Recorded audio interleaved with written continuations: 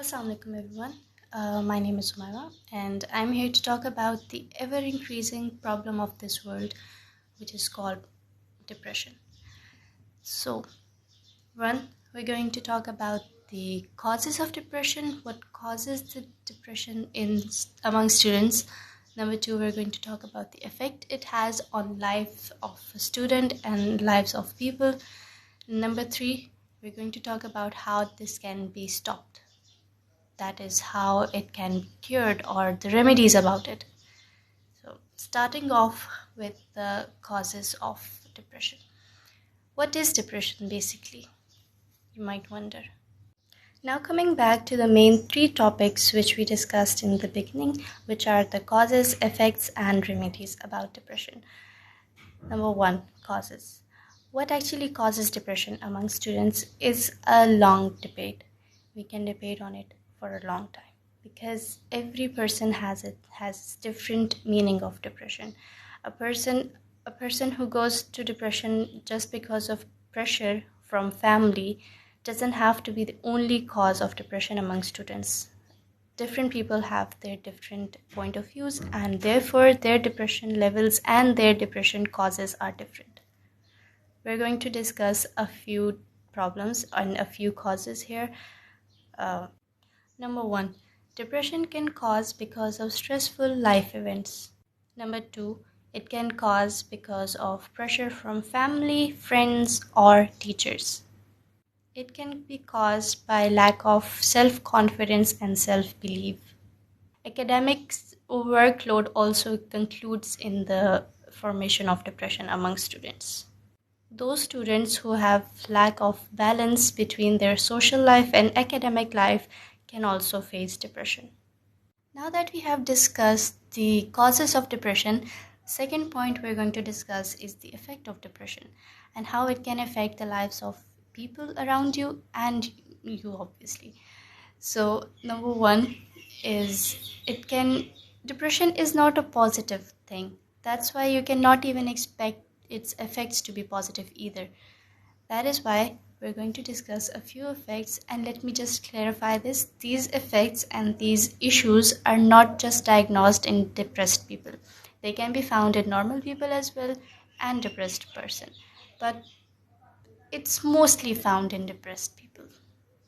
Depression can cause many issues in a person.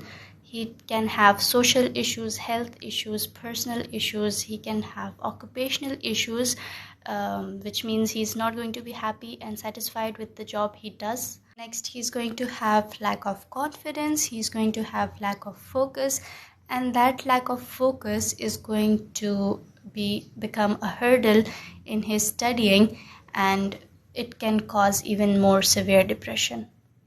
The more depression will increase, the more are the chances that a student is going to start doing drugs, because a student is not mature enough to think about any other way out, and he is going to find the quickest and easiest way to relieve his stress. And in that case, drugs is the only option available for a student. So he's going to start drugs. And this consumption of drugs can lead to a very unhealthy lifestyle ahead, because drugs can relieve stress at the moment, but its side effects are so adverse that the person cannot see it coming. Up till now, we have been talking about effects and causes of depression. Now we're going to talk about the remedies and how you can put an end to depression. This part consists of a few steps, which I'm going to discuss one by one with you. Number one is getting enough sleep. And by enough, I mean 8 hours continuously sleep is necessary for every human being in order to stay healthy. Number two is eating a healthy diet and a balanced diet. Number three is doing enough exercises, and by that I mean do not start doing exercises abruptly. Do not start with a great speed. You have to go gradually and increase the intensity and the time of your exercise. Number four, and the most interesting part of reducing depression, is finding a hobby.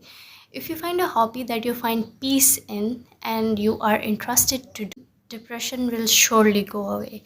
But if somebody is imposing a hobby on you, then you might go into deeper depression.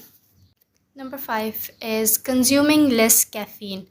Now, the thing about caffeine is that it activates a special type of hormone in your body that is called adrenaline, which causes you to rush things. Like it rushes you into doing things.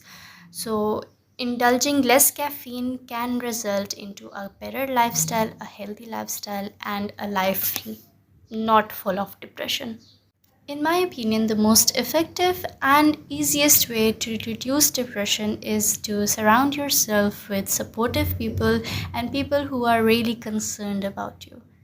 Because if you don't, then living among toxic people is going to affect you a lot. The other day, I was just scrolling Instagram and I came across a video which perfectly explains the meaning of depression and anxiety. I wrote it down on a piece of paper, so I'm going to read it from there. It says that having anxiety and depression is like being scared and tired at the same time. It's the fear of failure, but no urge to be productive. It's wanting friends, but hate socializing.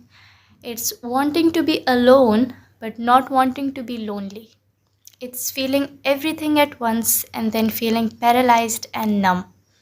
So this is what depression and anxiety actually means. And if you feel anything like this, then you should definitely seek for attention or seek for help. Because if depression is not cured on the right time, it can grow and become very dangerous for you.